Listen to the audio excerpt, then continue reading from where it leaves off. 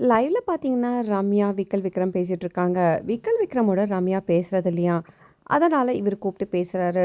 "எதனால என் கூட பேசல?" அப்படின்னு கேட்டதுக்கு ரம்யா சொல்றாங்க, "உங்களுக்கு என் மேல ரொம்பவே கோவம். எனக்கு ஒருத்தங்க வந்து சொன்னாங்க, நீங்க வந்து நான் ஜெயிக்கக்கூடாதுன்னு சொல்லிட்டு கேம விளையாடியிருக்கீங்களாம். அவ தோக்கணும். அந்த பாட்டில்ல உடைஞ்ச மாதிரி நீ பண்ணுன்னு சொல்லியிருக்கீங்களாம். அதனால தான் சுபிக்ஷா வின் பண்ணியிருக்கா. அதனால தான் எனக்கு ரொம்பவே கோவம் உங்க மேல." அதுக்கு அவருமே சொல்றாரு, அப்படிலாம் கிடையாது. நாங்க ஜெயிக்கணும்னு விளையாடணும். ஆனா, உன்ன தோக்கடிச்சு விளையாடணும்னு சொல்லிட்டு நாங்க நெனைக்கவே இல்ல. பார்வதி கிட்ட டீல் பேசு. அதெல்லாம் ஓகே தான். நாங்க டீல் பேசி தான் விளையாடணும். ஏன்னா, இதுதான் இந்த கேமோட பிளானே. இந்த கேம்லயே அப்படித்தானே சொல்லியிருந்தாங்க. QCய வந்துட்டு நீங்க எப்படியாவது பேசி, நீங்க இந்த கேம்ல விளையாடணும்னு சொல்லிட்டு. நானுமே பாட்டில்ஸ நெறையவே கலெக்ட் பண்ணேன். சரி நான் அவகிட்ட சுபிக்ஷா கிட்ட முக்கியமா நான் என்ன சொன்னேன்னா, நம்ம பொறுத்தவரைக்கும் காயின்ஸ் முக்கியம் கிடையாது. என்ன பொறுத்தவரைக்கும் நீ வின் பண்ணு. அத மட்டும் நீ மனசுல வச்சுக்கோன்னு சொல்லி தான் நான் அவள உள்ளேயே அனுப்பினேன். இவங்க வியானா வந்து பேசியிருக்காங்களாம். வியானாகிட்டயும் இவங்க வந்து பேசலையாம். சரி எதுவுமே பேசாம விட்டுட்டுருக்காங்க. சுபிக்ஷா வந்தும் கேட்டுருக்காங்க. அப்புறம் சுபிக்ஷா கிட்டயும் இவங்க கேட்டுருக்காங்களாம். சுபிக்ஷா சொன்னாங்க, "இல்ல, இல்ல நாங்க அந்த மாதிரிலாம் யார்கிட்டயுமே நாங்க டீல் பேசவே இல்ல. பார்வதி கிட்ட நாங்க அந்த மாரி சொல்லவே இல்ல. என் பாட்டில இது பண்ணிட்டு, அவங்க பாட்டில இப்படி பண்ணுங்கன்னு சொல்லிட்டு ஒருபோதும் நாங்க பேசவே இல்லன்னு" சொல்லிட்டு சொன்னாங்களாம். விக்கலுமே அதே தான் சொல்லிட்டு இருக்காரு. இந்த கேம்ல நம்ம அப்படிதான் விளையாட முடியும். ஏன்னா இதோட கேமோடதே அப்படிதான். ஆனா உன்ன நாங்க ஜெயிச்சுட்டு நாங்க என்ன பண்ண போறோம்? அப்படிலாம் கிடையவே கிடையாதுன்னு சொல்லிட்டு அவருமே சொல்றாரு. நாங்க பார்க்கும்போது உனக்கும் எங்களுக்கும் தான் டை போயிட்டே இருந்துச்சு. ஸோ அந்த டைல நாங்க யோசிச்சது இத மட்டும் தான் யோசிச்சோம். ஏன்னா உள்ள பிக் பாஸ் கேட்டான்னா, அந்த காயின மொத்தமே நீ வச்சுக்கோன்னு சொல்லிட்டு தான் நாங்க உள்ளேயே அனுப்பினோம். நாமினேஷன் ஃப்ரீ பாஸ் மட்டும் தான் நாங்க யோசிச்சு விளையாடிட்டு இருந்தோம். ரம்யா இன்னொன்னும் சொன்னாங்க. எஃப்ஜே இந்த மாரி சொல்லிட்டு இருந்தாராம். இந்த வீட்ல அண்ணன், தங்கச்சி விளையாடுறதெல்லாம் சும்மா. எல்லாம் வந்து பேச்சுக்கு தான். அப்படி சொல்றதெல்லாம் நம்பவே கூடாதுன்னு சொல்லிட்டு, அதனால எனக்கு ஒரு மாதிரி ஆயிடுச்சு. அவன் ஸ்பெசிஃபிக்கா யாருன்னு சொல்லல. ஆனா இந்த வீட்ல அண்ணன், தங்கச்சின்னு சொல்லிட்டு அம்மான்னு பேசுறது நான் மட்டும் தான். அவன் சொல்றது என்ன மாதிரி தான் இருந்தது. அதனால தான் என்னவோ உங்ககிட்ட யார்கிட்டயும் எனக்கு பேசவே இஷ்டம் இல்ல.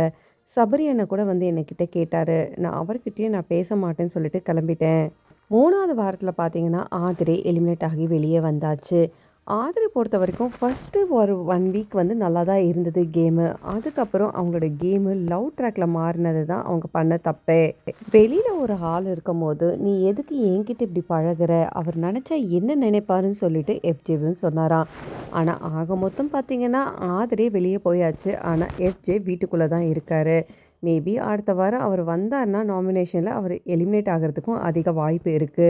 கமருதீன் அதுக்கப்புறம் பார்வதி சொல்றாங்க, இந்த வீட்ல 2 கேங் இருக்கு. ஒரு கேங்கு பார்த்தீங்கன்னா அன்பு கேங்கு. அதுல கனி, சபரி இவங்க சொல்றத தான் அந்த வீட்ல கேட்டுட்டு இருக்காங்களாம். இன்னொரு கேங்கு வந்து விக்கல் விக்ரம், வியானா அதுக்கப்புறம் சுபிக்ஷா. அவர் ஒரு அண்ணன்னு சொல்லிட்டு ஒரு வேஷம் போட்டுட்டு இருக்காராம். அதுக்கு இவங்க 2 பேருமே உள்ள சேர்ந்துட்டு இருக்காங்களாம். அப்ப இவங்க 2 பேரும் என்ன டீம்ன்னு கேட்டீங்கன்னா, இவங்க மட்டும் தான் ஒரு ப்ராப்பரான டீம்ன்னு சொல்றாங்க. ரெட் கார்ட்ல யாருக்குமே குடுக்கல. அவரு கேட்டுட்டு அதோட விட்டுருக்காரு. திவாகருமே கேட்டிருக்காராம். பார்வதி பொறுத்தவரைக்கும் அவங்க யோசிச்சு தெளிவா பேசினாலுமே, அங்கங்க கோவத்துல வாய் விட்டது தான் இப்ப வந்த பிரச்சனையே. சுபிக்ஷா அந்த ஃப்ரீ பாஸ குடுக்கறது தான் இப்போதைக்கு ரொம்ப பெரிய பிரச்சனையா போயிட்டுருக்கு. ஏன்னா, அவங்களோட ஃப்ரெண்டு வியானாக்கு குடுக்கணும்னு சொல்லிட்டு ரொம்பவே யோசிச்சுட்டு இருக்காங்க. ஏன்னா, வியானாக்கு குடுக்கலன்னா, அது வந்து பார்வதிக்கு குடுக்கணும். பார்வதிக்கு குடுக்கறது நியாயம் இல்லன்னு சொல்லிட்டு சுபிக்ஷா நெனச்சிட்டு இருக்காங்க. இப்படி சுபிக்ஷா பேசுறது ஒரு சில இடத்துல கான்ட்ரடிக்டரி ஆகுது. ஏன்னா, ஒரு இடத்துல 40% கேட்குறாங்க. லஞ்சம்லாம் எனக்கு பிடிக்காதுன்றாங்க. ஆனா, லஞ்சத்தில எண்ணத்தோட விளையாடியும் கேம விளையாடியிருக்காங்க. கனி பொறுத்தவரைக்கும் சேம் கோல் கரெக்டான கோல அடிச்சிருக்காங்க. ஏன்னா, இதனால சுபிக்ஷானால ஒண்ணுமே பேச முடியாது. ஏன்னா, இந்த கட்டத்தில. இப்போதைக்கு பார்த்தீங்கன்னா, ஒவ்வொரு கேங்லயும் ஒவ்வொருத்தர் எலிமினேட் ஆகி போயிட்டே இருக்காங்க. கேங் உடைய தான் போகுது. ஆனா, கேங்கு இதில வந்து ஜெயிக்குமான்றது தெரியவே தெரியல. ஏன்னா, இப்போதைக்கு பார்த்தீங்கன்னா, பிரஜன்ஸ், சாண்ட்ரா அதுக்கப்புறம் ஒரு சில பேர் வந்துட்டு வைல்ட் கார்ட் என்ட்ரியா வரப்போறாங்க.